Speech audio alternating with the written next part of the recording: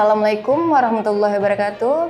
Sahabat Yara, saya Kia. Public update hari ini, Bupati Nagan Raya gagal tepati janjinya buka Masjid Giok pada akhir Desember 2021. Satu persatu program atau janji-janji Bupati Nagan Raya dinilai tak mampu direalisasikan. Muhammad Zubir SHMH menjelaskan, beberapa program yang dinilai tak mampu direalisasikan Bupati HM Jamin Idham diantaranya terkait janji akan meresmikan dan membuka Masjid Giok akhir Desember 2021.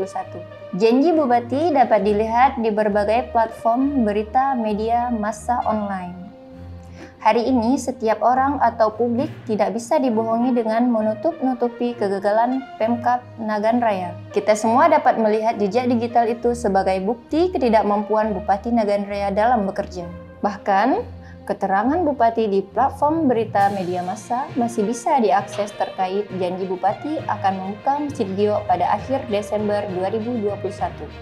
Dan ini sudah jauh melewati jadwal yang dijanjikan Bupati tersebut. Menjelang bulan suci Ramadan, Muhammad Zubir selaku Kepala Yara Perwakilan Nagan Raya berharap Bupati segera membuka Masjid Giok itu untuk masyarakat yang sudah menghabiskan anggaran 128 miliar agar bisa beribadah di bulan suci Ramadan. Demikian public update hari ini, saya Kia. Wassalamualaikum warahmatullahi wabarakatuh.